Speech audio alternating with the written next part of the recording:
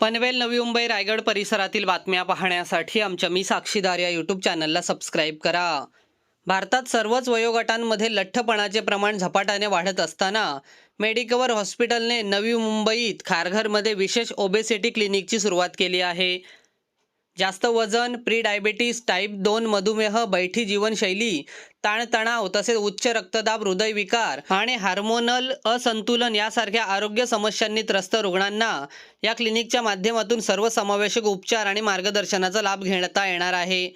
वजन नियंत्रित ठेवण्यासाठी आणि जीवनशैली सुधारण्यासाठी तज्ज्ञांचे विशेष मार्गदर्शन आणि उपचारांचा लाभ घेता येणार आहे. या उद्घाटन कार्यक्रमाला प्रमुख अतिथी म्हणून डॉक्टर कीर्ती समुद्र, वरिष्ठ सल्लागार MD वैद्यकशास्त्र व मधुमेह तज्ज्ञ यांची प्रमुख उपस्थिती होती.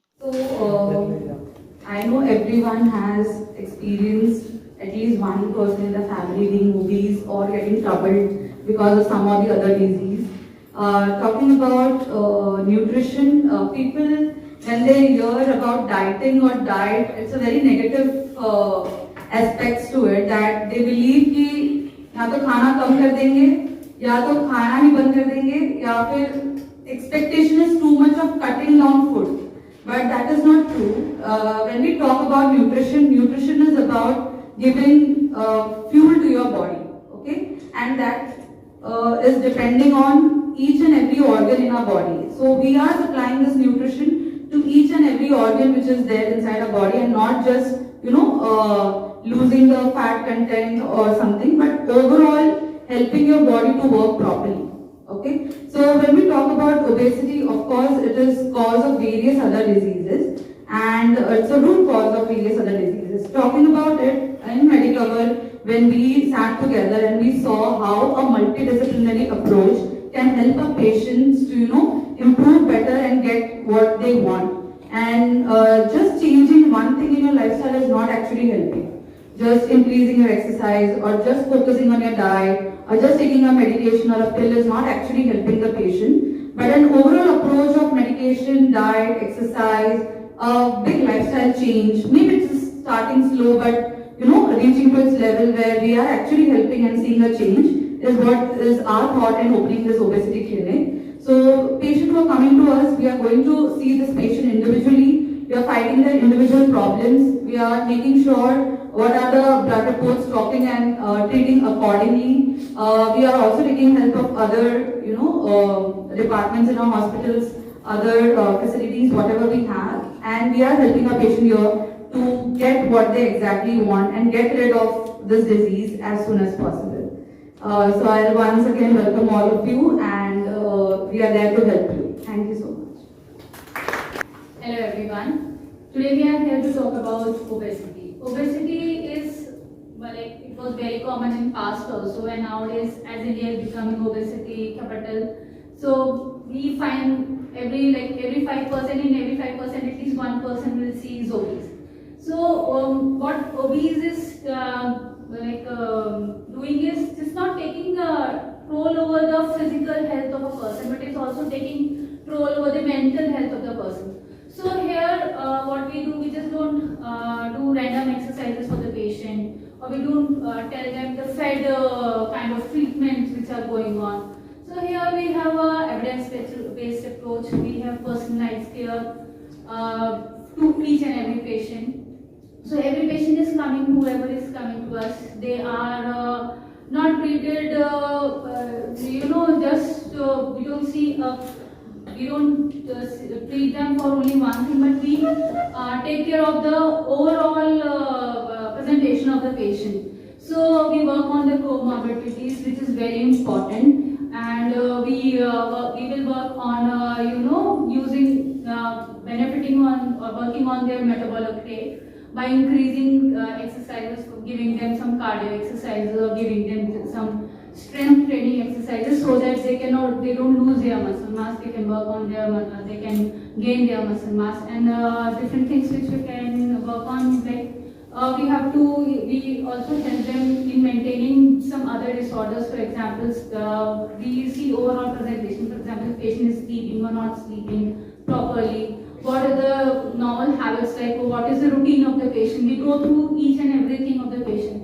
And at times we also work on chronic pain management, which is very very important if you are talking about obesity. At times we only ask, like people are only asked to do exercises, but at times they are not able to do exercises because the pain doesn't let them to do the kind of physical activities or kind of physical activity which is required for them to be fit or to lose weight. So it's very imperative that we work on that. We have to work on chronic pains, symptoms of the patient. At times, chronic pain usually is people kind of start ignoring their chronic pain. They don't work on the postures. When they come to us, there are n number of times patients come to us with some other pain. Then we find the pain, the origin of the pain is not from this part. Actually, the pain has originated from some chronic the things was already going on the patient. Now patient has completely ignored that. So here, each and every aspect of the condition is taken care of. So that's where the hospital plays a role. Here we work in a multidisciplinary team. There are a lot of people we work together. So so that we can address each and every problem. So I guess I think this is a very good idea to start an obesity clinic. We can help people in the neighborhood. We can nowadays actually this is one of the things which actually India is working upon. It's fitness. From last 5-10 years, we have seen people are becoming more aware on this. So if we can help them in any kind of manner, then we will be very happy to do that. So here we are with a great team and just inaugurating our obesity clinic. Thank you very much. आणि लठ्ठपणाची समस्या जास्त महिलांमध्ये असते का आणि pregnancy दरम्यान त्यांना काही त्रास होतो? थोड़ा हिंदी में पूछना चलेगा लठपणा? लटपणा okay okay fine fine fine. ठीक आहे. लठ्ठपणाची कारणे आपण असं पाहिलं तर आता जी आपली जीवन जगण्याची शैली आहे त्याच्यामध्ये बदल जे घडून आलेले त्याच्यामुळे आहे. खाण्याचं प्रमाण किंवा फास्ट फूड खाण्याचं प्रमाण वाढलेलं आहे. त्याच्याशिवाय हालचाल कमी झालेली आहे.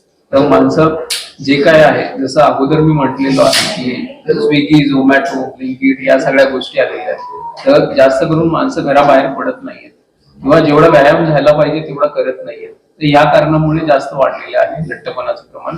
आणि कोविड नंतर पण पाहिलं आपण कोविडमध्ये जेव्हा लॉकडाऊन वगैरे होता तेव्हा पण माणसांची हालचाल जास्त झालेली नाहीये. त्या दरम्यान पण लठ्ठपणाचं प्रमाण वाढलेलं आहे. तर हे प्रमाण जे वाढलेलं आहे ते लहान मुलांमध्ये पण वाढलेलं आहे आणि जे प्रौढ आहेत त्यांच्यामध्ये पण वाढलेलं आहे. जीवनशैली हे प्रमुख कारण आहे. त्याच्या व्यतिरिक्त जे असतात ते हॉर्मोन्सचे जे आजार असतात, तर थायरॉइडचा आजार असेल किंवा शरीरामध्ये कॉर्टिझॉल जे हॉर्मोन असतं ते वाढलंय, तर ह्याच्यामुळेही लठ्ठपणा वाढू शकतो. आपल्याला ह्याची कारणं शोधणं गरजेचं असतं.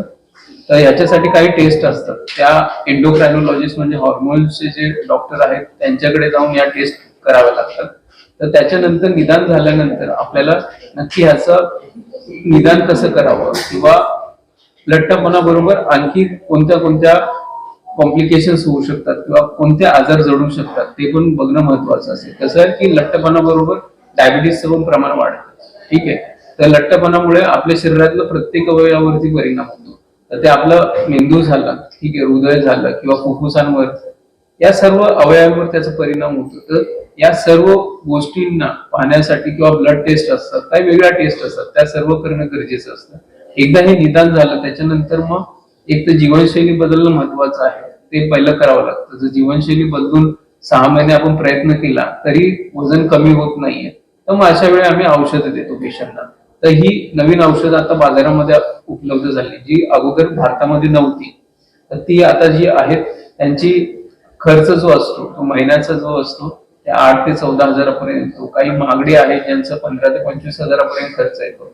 पुढे जाऊन ह्या औषधांचा पण खर्च हळूहळू कमी होईल जसं हे जास्तीत जास्त बाजारामध्ये उपलब्ध होईल. तर ह्याच्या व्यतिरिक्त जे काय असतं ते काही लोकांमध्ये लठ्ठ प्रमाण खूप जास्त असतं. समजा की अशामध्ये औषधं कामं करत नाही, तर अशा वेळेला काही शस्त्रक्रिया असतात वजन कमी करण्याच्या, त्याही कराव्या लागतात. तर या सर्व गोष्टींचं तुम्हाला डॉक्टरांकडे जाऊन नीट निदान करणं गरजेचं आहे आणि त्याच्यानंतर ट्रीटमेंट जरी झाली तर ते पुढे कसं वजन आपलं स्थिर ठेवायचं, काय करावं लागतं त्यासाठी, या गोष्टी पण महत्वाच्या आहेत. जसं औषध दिलं किंवा आपण शस्त्रक्रिया केली वजन कमी करायची, तर पुन्हा पण वजन वाढू शकतं 1-2 वर्षामध्ये. तर ते कसं करावं, काय करावं हे तुम्हाला डॉक्टर सांगू शकतात किंवा त्यासाठी कोणती औषधं तुम्ही कंटिन्यू करायची गरज आहे, या सर्व गोष्टी महत्वाच्या आहेत. तर लठ्ठपणासाठी जर असं पाहिलं आपण आहार किंवा व्यायाम या गोष्टी पण खूप महत्वाच्या ठरतात. आता ही आमची टीम आहे, याच्यामध्ये आम्ही सर्व लोक आहेत. मी स्वतः एंडोक्रायनॉलॉजिस्ट आहे, हॉर्मोन स्पेशालिस्ट, आपल्याकडे बेरियाट्रिक सर्जन आहेत जे लठ्ठपणाच्या शस्त्रक्रिया करतात, आपल्याकडे डायटिशियन आहे जे आहाराबद्दल सांगतील आणि फिजिओथेरपिस्ट पण आहे. ही सर्व टीम आहे सर्व डॉक्टरांची.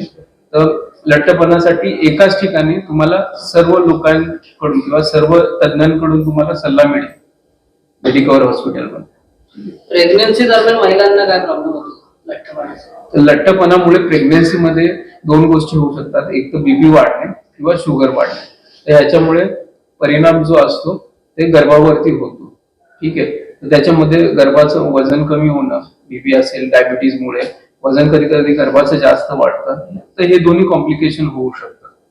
तर त्या लठ्ठपणाचा परिणाम हा प्रेग्नन्सीमध्ये होत असतो. लठ्ठपणामुळे अटॅकचं प्रमाण वाढतं का?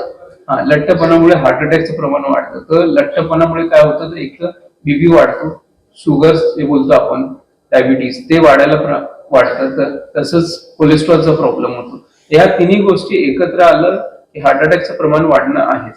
ठीक आहे, तर लठ्ठपणाचं ट्रीटमेंट केली तर या तिन्ही गोष्टी कमी होतात आणि हार्ट अटॅकचं प्रमाण कमी होऊ शकतं. काय न्यूट्रिशन वगैरे त्याबद्दल थोडक्यात माहिती आहे? तो ओबेसिटी में बेसिकली खाने पे हमको ऑब्वियसली फोकस करना है, क्योंकि प्रॉब्लम जो स्टार्ट हो रहा है, of course food plays a very important role. यहाँ पर खाने का बहुत ही इम्पोर्टेंस है. सो अगर हम प्रॉपरली अपना न्यूट्रिशन चेंज करें, हम जो न्यूट्रिशन को अगर बैलेंस करें, जो भी हमारे ब्लड रिपोर्ट में हमको समझ में आ रहा है, जो भी हमारे पैरामीटर्स हाई या लो है, उसको अगर हम बैलेंस करें और जो शरीर को न्यूट्रिशन चाहिए वो अगर नॉर्मल रेंज में प्रॉपर क्वालिटी, प्रॉपर टाइम और प्रॉपर क्वांटिटी में अगर हम प्रोवाइड करते हैं, तो वो बॉडी को हेल्प करता है हीलिंग में. और यही, चाहे वो खाना अच्छा हो बुरा हो, सही टाइम पे नहीं खा रहे हो आप, गलत क्वांटिटी और गलत क्वालिटी में खा रहे हो, तो वो आपको हैम्पर करता है. तो यहाँ पर न्यूट्रिशन ऑब्वियसली बहुत इंपॉर्टेंट रोल प्ले करता है. तो जैसे हम स्टार्टिंग से बात कर रहे हैं, सिर्फ एक एस्पेक्ट के ऊपर काम करके, सिर्फ न्यूट्रिशन पे या सिर्फ डाइट या एक्सरसाइज या सिर्फ मेडिकेशन इंडिविजुअली यहाँ पर हेल्प नहीं करता. मे भी आपको फास्ट रिजल्ट मिले, but for a long term maintenance के लिए आपको हर एक चीज के ऊपर प्रॉपर ध्यान देना पड़ेगा. आपको it starts from your mental health.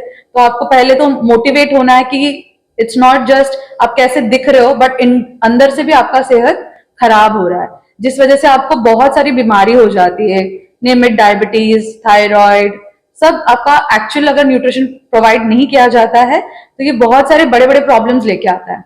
तो अगर सिंपली हम अपना डाइट, एक्सरसाइज, प्रॉपर मेडिकेशन लेने से बहुत सारी बड़ी बीमारियों से हम बच सकते हैं. तो ऑफकोर्स न्यूट्रिशन पे हमें ध्यान देना है. खाने में हमको बैलेंस न्यूट्रिशन लेना है, जहां पर आप अपना carbohydrate, protein, fat, vitamin, minerals, fibre, probiotic, ये सबके ऊपर ध्यान दे. और हर दिन जो बॉडी की रिक्वायरमेंट है वो हम अगर सही टाइम, क्वालिटी और क्वांटिटी में पहुंचा दे, तो बहुत सारी बीमारियों से हम बच सकते हैं. सर, ड्रग्सच्या सेवनच्या बद्दल तुम्ही सुरुवातीला सांगितलं, त्याच्याने काय दुष्परिणाम होतो? हा, तर ते लठ्ठपणा कमी करण्याची जी औषध आहे त्याचे काही साईड इफेक्ट पण असतात. जसं काही काही पेशंटला उलटी सारखी वाटणं किंवा काहींना खूप जास्त उलट्या होतात, हे पण होऊ शकतं. काही लोकांना जे असतं की जुलाबासारखं सतत शौचाला होणं किंवा शौच करताना जोर लावावं लागतं, ह्या सर्व गोष्टी होऊ शकतात. हेच कॉमन साईड इफेक्ट आहेत त्याचे. तर काही काही लोकांना डोळ्यावरती परिणाम होऊ शकतो या गोष्टीचा. याच्या व्यतिरिक्त आपल्याला जर पॅन्क्रियास त्याच्यावरती सूज असेल तर ही औषधं देता येत नाही. तर या ज्या गोष्टी आहेत त्याच्यामध्ये औषधं न देणं गरजेचं आहे. ते तुम्हाला ते डॉक्टरच तुम्हाला याच्यामध्ये गाईड करतील. त्यासाठी ह्या सर्व गोष्टी पाहणं पण महत्वाचं आहे. तर औषधं सुरू करण्याअगोदर कोणत्या घटकांसाठी ते आहे, कोणाला ते सूट होऊ शकतं, हे सर्व डॉक्टरच तुम्हाला सल्ला देऊ शकतात. ठीक आहे. ओबेसिटी झालेल्या काहींना शस्त्रक्रिया करावी लागते, तर त्याबद्दल काय सांगता? शस्त्रक्रिया आम्ही समजा आता बाकी औषधांनी किंवा बाकी त्यांचं सगळं आपण मोटिवेशन केलेलं आहे, सायकोलॉजिकल मोटिवेशन केलं आहे, डाएट थेरपी केली आहे, औषधं सगळी चालू केली आहेत, इंजेक्शन चालू केले आहेत. हे सगळं केल्यानंतर पण समजा पेशंटला वेट लॉस होत नसेल, त्यावेळेला मग सर्जरीचा पार्ट येतो. त्यावेळेला मग आपल्याला सर्जरी करणं आवश्यक होतं, जेणेकरून त्यांचा वेट लॉस बऱ्यापैकी होऊन जातो. जवळजवळ 20-30 किलो किंवा त्यांचं जसं काय रिक्वायरमेंट असेल त्याप्रमाणे आपण सर्जरी प्लॅन करतो. कुठली सर्जरी प्लॅन करायच्या वेगवेगळ्या प्रकारचे सर्जरीज असतात. तर त्यांच्या BMI प्रमाणे त्यांची किती जाडी आहे त्या हिशोबाने आपण मग ठरवतो की कुठली शस्त्रक्रिया त्या पेशंटसाठी सोयीस्कर असेल किंवा त्यांच्यासाठी फायदेशीर असेल.